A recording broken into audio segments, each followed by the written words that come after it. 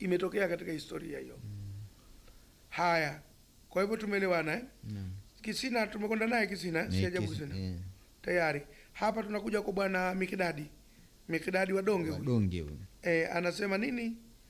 Ikimpita mtu 6, je, si ndio manake? Umezipata 5 wewe utapata thawabu za vipi? Wanazuoni wanajadiliana kwenye 6 kwamba ikiwa mtu anayo desturi ya kufunga 6, na si 6 tu, jambo lolote la sunna limo ndani ya utaratibu wake, sio yule anayebahatisha. Kwa mfano, kuna mtu anasali alfajiri, ye desturi yake anawahi alfajiri kusali rakaa 2 kabla hajakimiwa sala.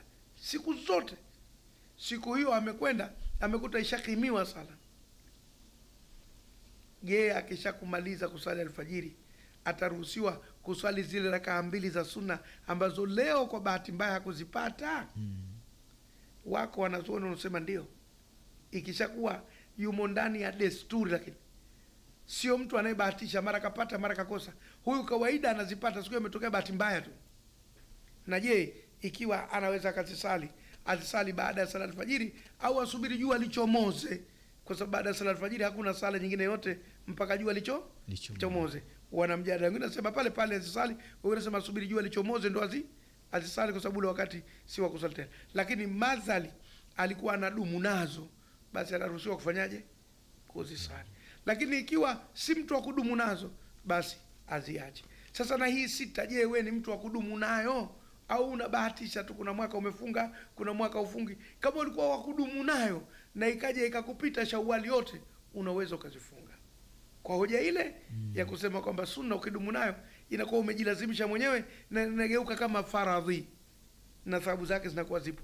Lakini kama ni mtu wa kuibahatisha tu, usilazimike. Kwa hivyo na hiyo moja vile vile unaweza kuja kuifunga ikiwa ulikuwa ni mtu wa kudumu na 6, hata kama Shawwali imeshapita. Lakini kama ndo mfano hukuifunga wewe, lakini umefunga zile 5 tu, imetokezea umefunga 5, inahesabiwa vipi? Zile 5 zako ajwa? Utapata cha kupata. Haisemwi ile kwamba 6 zile ni kama vile rakaa, kwamba ukikosa moja huwezi kutoa salamu. Zile zinajitegemea. Kwa mfano, umefunga 3 ukaumwa, umeumwa tena mpaka mwakani ndio umekuja kupona, basi zile 3 ulizozipata umepata. Huna lazima ya kuja kuzilipa pale ulipopata, ndio pale.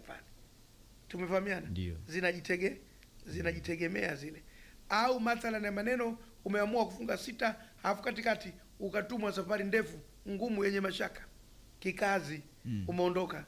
Kwa hivyo unaweza kurudi. Kama ulikuwa na desturi ya kufunga 6 utalipa zile zobakia. Kama hukuwa na desturi ya kufunga, uliamua tu kufunga, basi zile 3 ulizopata zimetosha. Tumefahamiana? Huna dharura yoyote, umeziacha tu, umewacha tu ile moja babaisha mpaka imekupita. Sasa ni utovu wa adabu kwa sababu zimetajwa 6 zile. Sasa wewe unaupangua utaratibu bila sababu ya msingi. Huo ni utovu wa adabu. Tutamwachia Mungu mwenyewe atakavyo atatazama mwenyewe. Kama atakurejeshia mwenyewe zile au ataona nitampa hizi. Lakini kwa vyovyote ni utovu wa adabu. Kilingia jambo, maji ushavulia nguo, uyakoge. Haya. Kwa hivyo halafu anataka kujua istikhara ina sura maalumu na dua maalumu. Jibu ni kwamba yako mapendekezo tu ya wanazuoni juu ya hayo, lakini istikhara ni rakaa 2 za kumuomba Mwenyezi Mungu kheri katika mambo yanayokukabili. Dua ziko zilizopendekezwa na viko vitabu vimeziweka zile dua zilizopendekezwa, na ipo iliyopokewa ile ya kusema kuwa Mwenyezi Mungu, ikiwa jambo hili lina kheri na mimi, basi niwezeshe nilifanye, na ikiwa halina kheri na mimi, basi niepushe nisilifanye. Lakini viko baadhi ya vitabu vimeandaa zile dua za salatu al-istikhara, lakini kwamba kuna dua maalumu au kuna sura maalumu za kusoma, jambo la msingi ni lile la kutaka kheri iko wapi ili uweze kuifanya na shari iko wapi ili uweze kuepuka. Hatukatai mapendekezo ya dua mbalimbali yaliyojitokeza, na mengine yamekuja katika mapokeo ambayo yana mijadala, lakini pointi ya msingi ni kuomba cha kheri ukifanye na cha shari ukiepuke.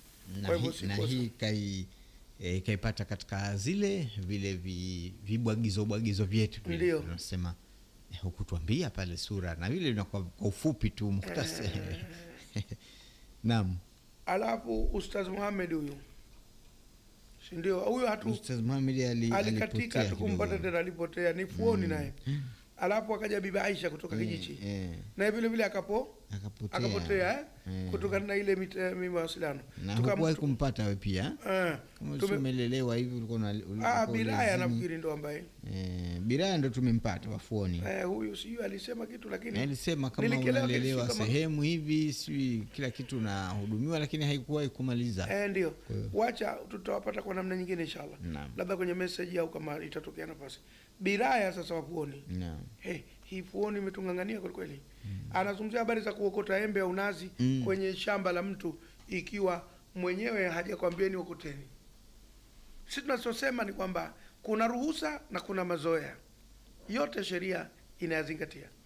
Ikiwa mwenyewe katoa ruhusa kwamba kinachoanguka kikiokotwa sina neno, msipande tu kukwea wala msipopoe, basi bila shaka yote itakuwa halali. Ikiwa hajatoa ruhusa lakini mazoea ya eneo hilo kwamba vinavyodondoka mtu anayeokota haulizwi, mazoea anasema yanaweza kukaa kwa muda mrefu, miaka 50 mpaka karne nzima, basi bado yale mazoea yatahalalisha.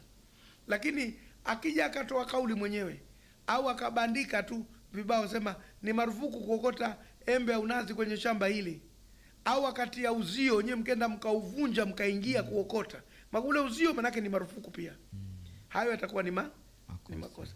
Lakini ikiwa alitoa ruhusa au yapo mazoea ambayo hakuyakataa yeye, basi itakuwa si kosa kufanya hivyo. Lakini watu wengi wanaozingatia sana mambo ya ucha Mungu wanaogopa sana kuokota kitu kwenye shamba la mtu, hata kama yapo mazoea, kwa sababu wanasema inaweza kuwa yale mazoea hayataki yule, lakini watu wanayalazimisha tu. Kwa hivyo wanajaribu kujiepusha. Lakini hiyo ni sasa ni tahadhari zaidi. Lakini sheria inazungumzia kama yapo mazoea mtakwenda na mazoea mpaka atakapokataza, na kama ipo ruhusa mtakwenda na ile ruhusa. La kama kaweka kitu kama kafunga kamba tu la ile shamba lake kalifunga kamba tu na vijiti, wala si uzio wa nguvu, lakini kuonesha kuwa hapa huwezi kupita mpaka upenye mpaka ubinjuke, ina maana hataki, ndio mradi mwenyewe wake. Halafu akasema ile aya ilosema faman sharibahu falaysa minni wa man lam yat'amhu fa innahu minni illa man ikhtarafa ghurfatan biyadihi fasharibu minhu illa qalila. Inajulikana katika kisa kile cha Goliath, wanasema katika historia, katika mambo ya Jalut yale na Talut na nini, habari za Nabii Daudi na huyo Goliath. Sasa pale aliposema atakayeanywa si katika mimi, na yule ambaye hajaya kasema lam yat'amhu, hajayala, katumia neno yat'am huku, kule katumia yashrabu. Sasa nataka kujua kwa nini haya maneno yametofauti. Kunywa manake sasa ni moja kwa moja lile jambo la kwenda kunywa, lakini yat'am manake hasa kuyaonja. No. Yat'amhu alokuwa haja yaonja, manake kule kunywa ni kunywa hasa ukakata kiu, kule kuonja japo kutia ulimi. Kwa hivyo yule ambaye haja yaonja kabisa, hata kuchukua kitone akakitia kwenye ulimi, ndo wa man lam yat'amhu fa innahu minni, huyo ni katika mimi. Labda hili kwa sababu yeye kaliuliza kwa kiwango kile anachoelewa, tumefafanulia kwenye misamiati, lakini wenda mwingine hajapata picha kabisa yale tunalozungumza. Picha yake ni kwamba walikuwa wanakwenda kupigana vita, lakini wanakwenda kupigana vita na watu wengi na wenye uwezo mkubwa kuliko wao. Sasa kamanda wao akawaambia kwamba jamani, hapa tumalize kila kitu, tunaondoka, tunakwenda safari, tutakutana na mto wa maji huko. Sisi ili tuwashinde wale, ilhamu alionipa Mwenyezi Mungu ni kwamba tuwe tuna njaa na kiu, ndio tutawashinda wale. Tukishiba tutashindwa. Mwenyezi Mungu kaweka siri hapa, iwe kama vile mtu aliyefunga. Sasa Mwenyezi Mungu atakupeni mtihani, inna Allaha mubtalikum binahrin, Mwenyezi Mungu atakupeni mtihani wa mto wa maji safi na jua